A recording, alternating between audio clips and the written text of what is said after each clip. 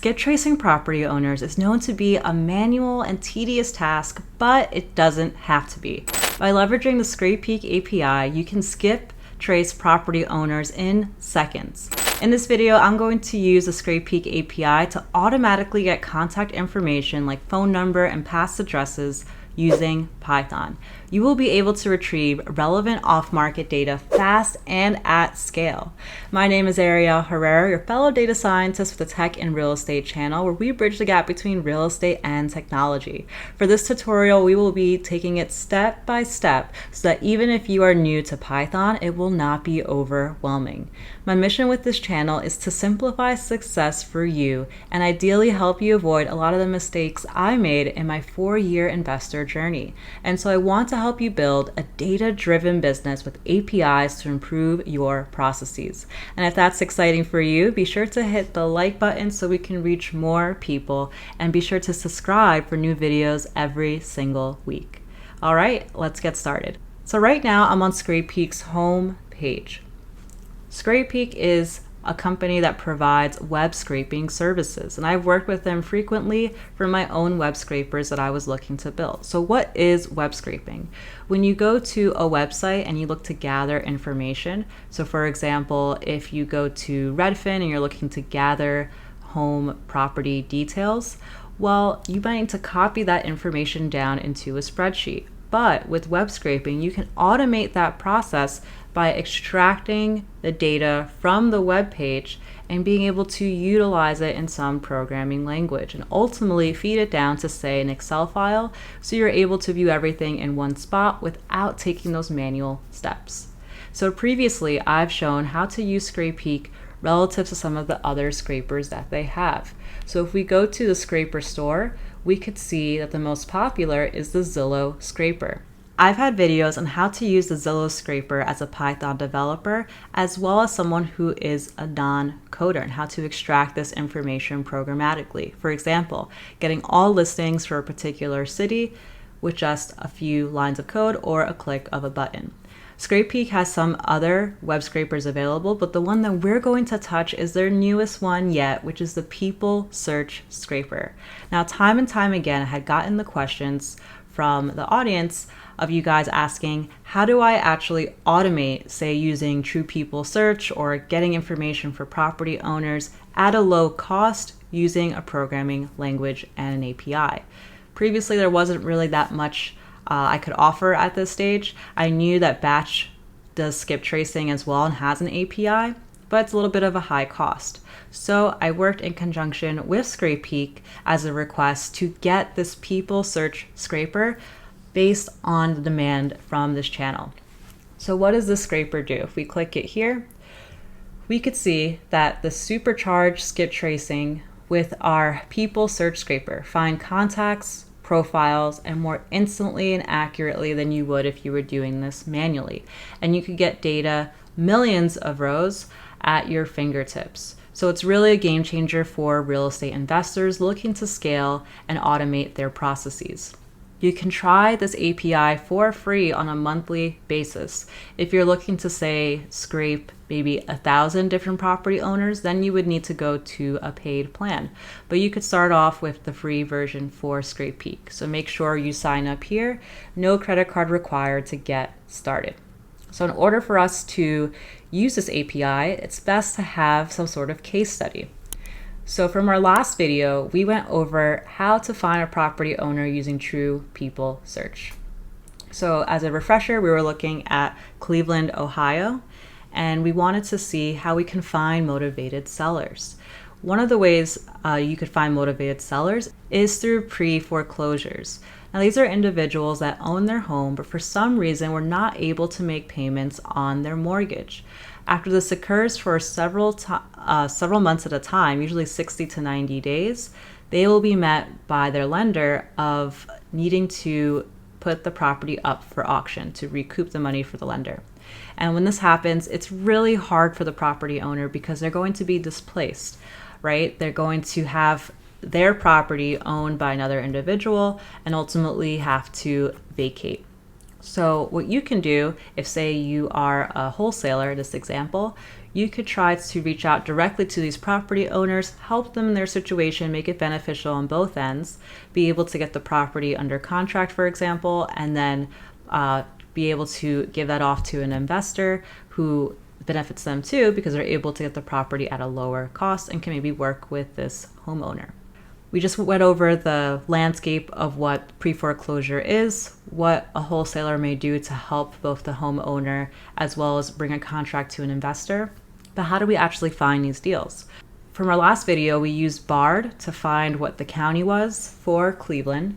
Then we came to the auction site, and within properties that are going into auction, we could see the calendar here. If I fast forward 1 month, we could see on September 25th that there are 4 properties that are going to be going up for auction. The way you would read this is this single property is behind on payments. Its appraised value is $145K.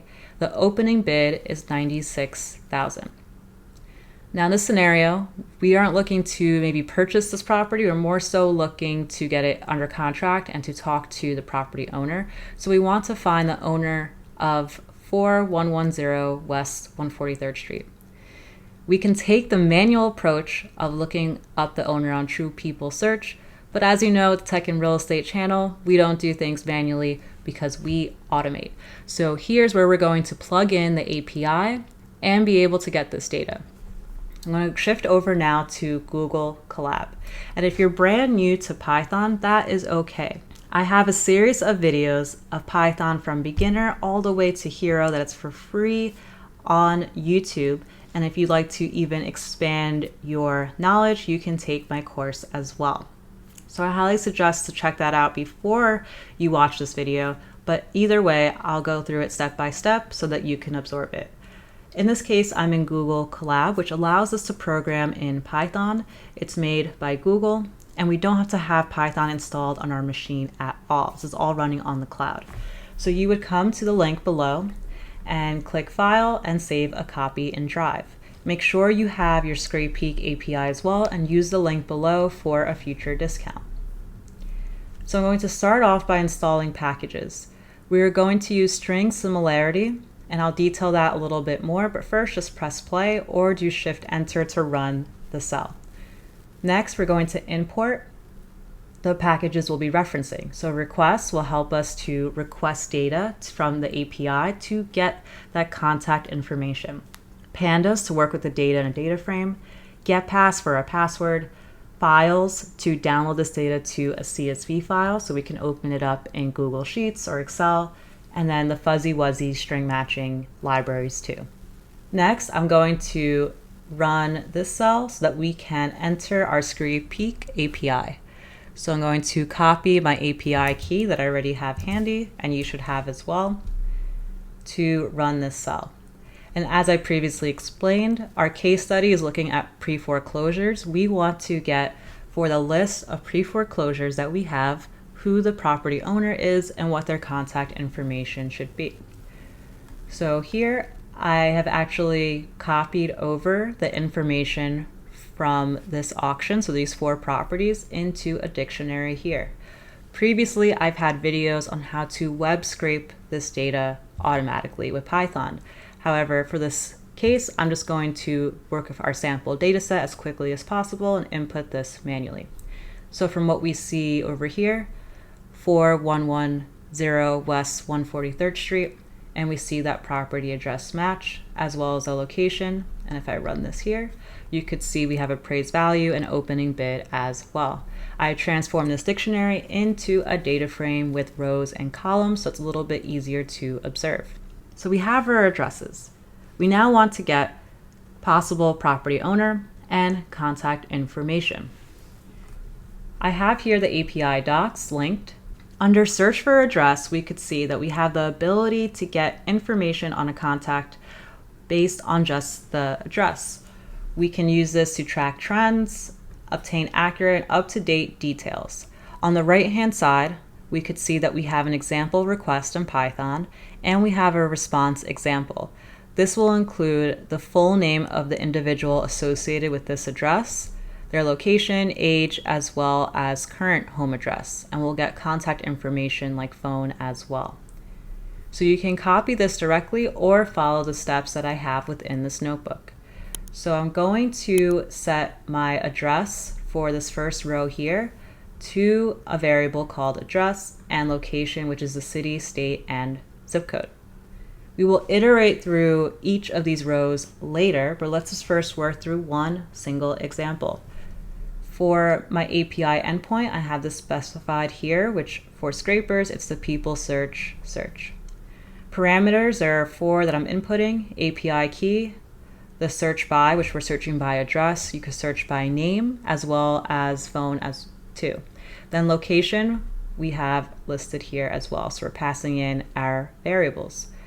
Then we're going to request, so we're telling Scrapeak, hey, I want to get people search information specifically by me entering the address. Here's my API key so that you know I'm authenticated and ready to go to use this. And here are my parameters of address and location. This will come back as a response, which we will transform into text and view it. So I will click run here, and we're going to now get our response and then print this out into our console. We are met with a long string of text. It says, is success true? So this means that our request was successfully handled. We have some information on a name, location, and down the line, more and more of the same type of data as well. But this is kind of difficult to read in this long string format. So let's transform this into a JSON object with keys and value pairs. It's starting to get a little bit easier to read this. We see we have a data key that has information on different names. Then towards the bottom, we can also see attributes like phone number too. But I like to get this into a table, tabular format, so it's even easier to read. So here I'm going to transform our response as a JSON object, look at the data portion itself, and then transform it into a pandas data frame called df skip trace all. I'm printing out the number of records and columns. So from what we see, we get 10 records with 10 columns. And we're viewing this data frame. So what is the data that we're receiving back from Scrapeak? We see we have full name, location, latitude and longitude, age, current home address. So there's a few here that actually match, our subject address, past addresses. So Scrapeak is going to extract addresses or individuals whose previous addresses could also match the subject one as well. Phone number, aliases, and relatives. So what we want to do at this stage is we've been able to take information that we can gather online manually, and now it's in a table format. But we have some rows here that we don't care about. So I see that there's an individual who previously lived in the property, no longer is with us, and likely will not be the person I can contact for this property. So in this case, I'd like to remove this record. I only want to see this row, row number 1, and row number 3, because their current home address matches the one of the subject property. So how are we going to match these two names? They're not exact. So if we look up top, we have 4110 West, which is spelled out, and Street, which is spelled out. Then for our response, we get W instead of West, and we get Street also abbreviated. How are we going to handle this? Well, we can have a bunch of if-else statements, but that's going to be cumbersome. Instead, we want to use fuzzy string matching. So fuzzy wuzzy is a package within Python.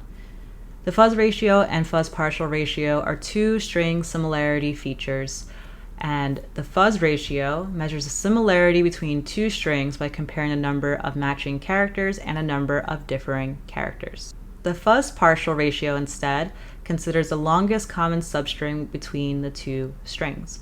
Now, don't worry if this doesn't settle in the first time that you're reading it. There's plenty of documentation as well as videos on fuzzy string matching and how this is derived mathematically. However, for our use case, we're looking for the quickest way to implement this so that we could see which rows of those 10 rows that we received back are most relevant to the property. So I'm going to play this here, and I'm printing out our address, which is 4110 West 143rd Street, which comes directly from this auction site.